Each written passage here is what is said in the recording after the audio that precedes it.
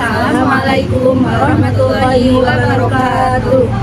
Halo teman-teman semua, kami dari kelompok 4. Di sini kami akan coba menjelaskan dan mempresentasikan mata kuliah dari pengembangan profesi guru. Di sini kami ada beranggotakan 3 orang. Yang pertama saya sendiri, Nidanul Fauziah, ya. Saya Resti Hayatun Thoibah, Medika Atika. Selamat menyaksikan.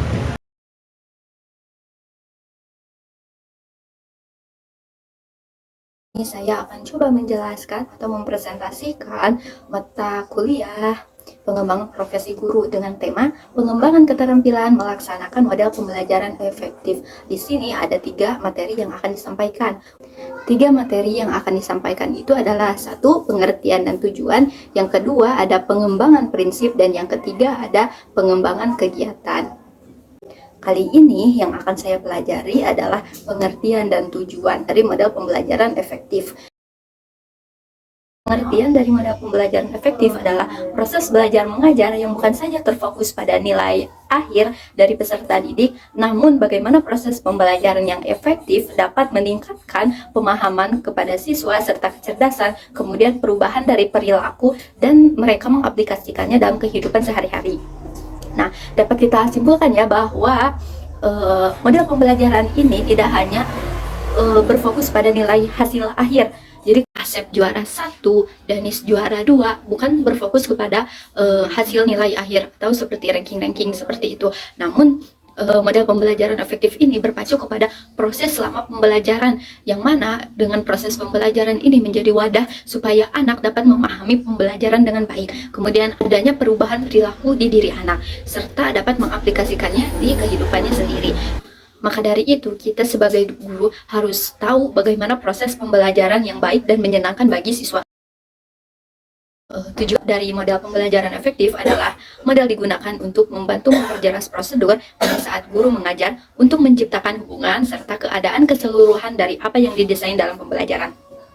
Jadi, adanya model pembelajaran yang efektif ini akan membantu para guru atau membantu para pendidik untuk memperjelas prosedur dalam pembelajaran. Apa-apa saja yang telah direncanakan, apa saja yang akan dilakukan, itu akan membantu guru dalam proses pembelajaran. Dengan adanya model pembelajaran ini juga membantu guru untuk mengkondisikan atau mengendalikan kegiatan-kegiatan yang dilaksanakan. Prinsip pembelajaran efektif itu ada prinsip individual, yaitu proses belajar yang terjadi pada setiap individu berbeda satu dengan yang lain, baik secara fisik maupun psikis. Yang kedua, prinsip visual, yaitu belajar dengan cara mengamati dan menggambarkan. Belajar visual diantaranya itu dengan menggunakan media gambar. Jadi kita itu belajar dengan menggunakan media gambar, yang ada di sekolah, atau media gambar buatan guru dan buatan siswa. Bentuk visual dalam pembelajaran yaitu berupa satu bahasa yang penuh dengan gambar atau gambar-gambar lukisan, peta, dan lainnya. 2. Benda 3 dimensi, alat peraga media, benda-benda yang ada di dalam kelas. 3. Pengamatan lapangan, kunjungan pariwisata dan lainnya. Jadi kita si anak itu dibawa berwisata ke tempat media pembelajaran, ke tempat yang ada media pembelajarannya, yaitu seperti dibawa ke kebun binatang. Di kebun binatang itu si anak bisa melihat beberapa macam binatang. Pengembangan kegiatan itu ada 4 kegiatan. 1. Motivasi, 2. Aktivitas belajar, 3. Taksonom belajar, 4. Strategi belajar.